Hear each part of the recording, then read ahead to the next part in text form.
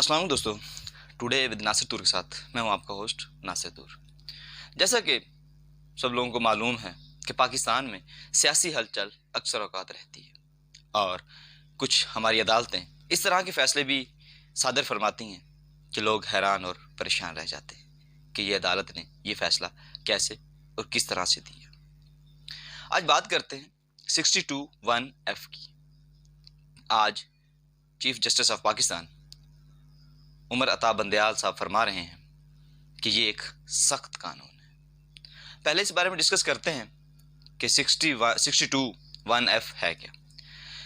62(1)(f) قانون کی ایک شق ہے جس کے تحت کسی بھی سیاستدان کو تا حیات نااہل قرار دیا جاتا ہے کہ وہ دوبارہ سیاست میں حصہ نہیں لے سکتا، اور اسی کے تحت پاکستان مسلم لیگ نون کے صدر میاں محمد نواز شریف کو نااہل قرار دیا گیا، اور اس بینچ میں جو 5 ججز کا بینچ تھا اس میں chief justice of Pakistan Umar Ata Bandial صاحب شامل تھے، اور تب یہ قانون ٹھیک تھا اور آج یہ قانون سخت اور غلط ہے۔ ان کا کہنا ہے کہ یہ قانون سیاسی کنٹینیوٹی کو روکنے کا ایک ذریعہ ہے کہ یہ ہماری جمہوریت کے لیے خطرناک ہو سکتا ہے، کیونکہ ڈیموکریسی کے لیے ضروری ہے کہ اٹ نیڈ مور ڈیموکریسی۔ لیکن اس کے بیہائنڈ کچھ اور ریزنز ہیں۔ لگتا یہ ہے کہ یہ نواز شریف کو ایک صاف رستہ دینے کی ایک سازش ہے، ایک طریقہ کار ہے جس کے ذریعے نواز شریف کو ایک صاف رستہ دیا جائے گا اور وہ پاکستان دوبارہ واپس آ کر الیکشن میں حصہ لیں گے، اور جیسے پچھلے 30 سالوں سے وہ ہم پر حکومتیں کر رہے ہیں شاید وہ ایسے حکومت کریں گے۔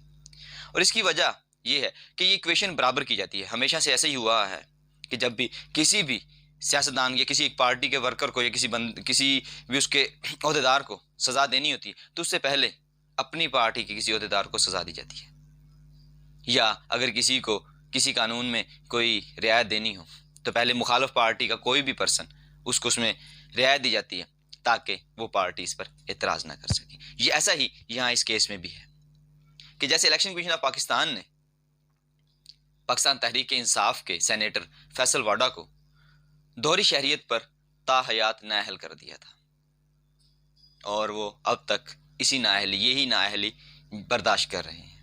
لیکن چیف جسٹس آف پاکستان نے اب یہ کہا ہے کہ یہ ایک سخت اور گھناؤنا قانون ہے، اس کے ذریعے سے سیاست رکتی ہے، سیاست میں مسائل آتے ہیں، ہماری ڈیموکریسی میں مسائل آتے ہیں۔ اب ہونا یہ ہے کہ عمر عطا بندیال صاحب اس بات پہ نوٹس لیں گے کہ کیا الیکشن کمیشن آف پاکستان کسی کو تا حیات بین کر سکتی ہے یا نہیں، اور اس کے بعد وہ یہ جاری کریں گے کہ یہ فیصلہ صادر فرمائیں گے کہ تا حیات کسی کو نااہل نہیں قرار دیا جا سکتا۔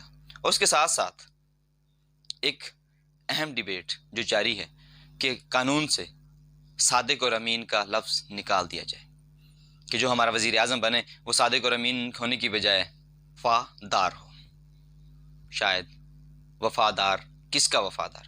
ملک کا، عوام کا، یا اپنی پارٹی کا، یا اپنے بچوں کا وفادار؟ یہ اس بات میں ابھی تک اس بارے میں کوئی وضاحت پیش نہیں کی۔ دوبارہ واپس آتے ہیں 62(1)(f) پر۔ اب ہوگا یہ کہ فیصل واڈا کی تا حیات جو اس کے اوپر بین ہے اس کو ختم کیا جائے گا تاکہ پاکستان تحریک انصاف اس بارے میں سوال نہ کر سکے، اور اس کے بعد اگلا فیصلہ یہی آئے گا کہ نواز شریف کو پاکستان آنے کی اجازت دی جائے، اور ان کے اوپر جو تا حیات اس کے اوپر بین ہے کہ وہ سیاست میں حصہ نہیں لے سکتے، کہ ساری عمر کی پابندی ختم کی جائے، کیونکہ اور اس کے بعد پاکستان تحریک انصاف اگر اس بات پر اعتراض اٹھاتی ہے تو وہ صاف کہہ دیں گے کہ ہم نے فیصل واڈا کی تا حیات پابندی ختم کی ہے۔ پاکستان میں ایسے فیصلے ہونا کوئی نئی بات نہیں، کیونکہ ہماری جوڈیشری اپنی مرضی سے روز نئے فیصلے اور نئے قانون لائے آتی ہے۔ اسی طرح جیسے کہ ہماری سینٹ اور اس کے علاوہ ہماری نیشنل اسمبلی جب چاہتی ہے اپنی تنخواہوں وغیرہ کے حوالے سے جو بل ہوتا ہے اکثریت رائے سے پاس کر کے اپنی جیبیں بھرنے لگتے ہیں۔ اس ملک میں یہ جوڈیشری کب عوام کے فیصلوں پر توجہ دے گی؟ اور یہ سیاسی فیصلوں کی بجائے، پاپولیرٹی حاصل کرنے کی بجائے کب عوام کو انصاف فراہم کرے گی؟ اس سوال کا جواب کمنٹ باکس میں ضرور دیجیے۔ ملتے ہیں انشاءاللہ نیکسٹ ویڈیو میں، تب تک کے لیے اجازت دیجیے۔